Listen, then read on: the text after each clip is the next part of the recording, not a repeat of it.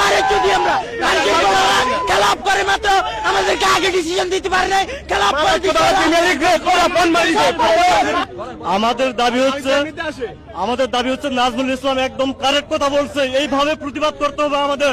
মোহাম্মদ মিঠুন সহ যে কটা ক্রিকেটার এইভাবে আজকে এই যে আন্দোলন শুরু করে দিচ্ছে, সব কয়টা ক্রিকেটারকে এমন ভাবে নিষিদ্ধ করা হোক যেন ওরা ক্রিকেট নিয়ে কোনো কথা না বলতে পারে।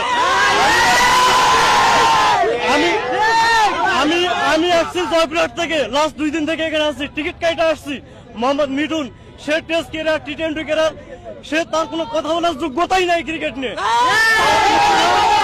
তার ইতিহাস আপনার, তার টেস্ট ক্রিকেট ক্যারিয়ার এটা দেখেন, সে কয়টা সেঞ্চুরি করছে, তার এভারেজ কত। আমরা মোহাম্মদ মিঠুন সহ যে করে ক্রিকেটের দালালি, আমরা যে দালালি আর সামসামি করতেছি, আমাদের সবার আগে দেশ আগে। আমরা দালালি আর সামসামি করে আমরা আর কতদিন চলবো? এই কয়টা ক্রিকেটারকে একদম নিষিদ্ধ করে দেওয়া হোক।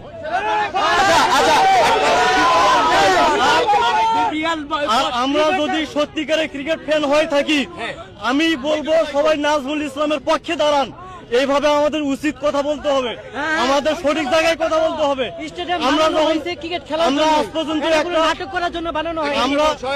আমরা আজ পর্যন্ত একটা বিশ্বকাপ, এশিয়া কাপ, টি20 কাপ কোনো কিছু নিয়ে আসতে পারিনি। আমরা যখন দিনের পর দিন শূন্য রানে আউট হয়ে যাই, আমাদের বেতন তো কখনো আটকে যায়নি। উনি তো একদম কারেক্ট কথা বলছেন। সে টেস্ট ক্যারিয়ারে 10 এভারেজে কিভাবে কথা বলতে পারে, কিভাবে খেলা এভাবে বন্ধ রাখতে পারে, তাদের একদম নিষিদ্ধ করে দেওয়া হোক। বিসিবি বোর্ড পরিচালক উনি যে এইভাবে রাফ এন্ড টাফ বলছে কথাটা, এটাকে আপনি কিভাবে সমর্থন করছেন? আমি 100-তে 100 যুক্তিসঙ্গত কথা। আমরা গত কয়েক বছর থেকে দেখতেছি এই ক্রিকেটের ভিতরে রাজনীতি চলতেছে, বড় একটা রাজনীতি। আর মিডিয়া হচ্ছে একটা রাজনীতির বড় একটা দল, সে বড় দালাল, সে রাজনীতির একটা বড় দালাল। কেউ না, গত 10 বছরের ইতিহাসে দেখেন তার কোন ক্রিকেট যে যোগ্যতা, তার কোনো কিছু আছে নাই। সে সব সময় সেই সব আছে। গত কিছুদিন আগে দেখবেন ফিক্সিনের যে অভিযোগ ছিল, তার মধ্যে সে একজন ছিল। তাকে ফিক্সিং থেকে কিভাবে মুক্তি করা হয়েছে? এখানে একটা রাজনীতিক, সে রাজনীতি। ক্রিকেটের কিছু কিছু খেলোয়াড়রা বিসিবিকে টাকা দিয়ে এরা দলের মধ্যে থাকে। দেখবেন কিছু কিছু খেলোয়াড় দেখুন দাস প্রতিদিন শুধু কি করে আন্ডা করে, মানে ডাব্বা গাইতে চলে, একটা পরে একটা টেস্ট খেলে, বিয়ে খেলে, কিন্তু তারাও তার চান্স পায়। কিভাবে চান্স পায়? এটি কিভাবে রাজনীতি করে? আমার মনে হয় যে নাজমুল ভাই যে কথা বলছে, এক নম্বর সঠিক কথা বলছে।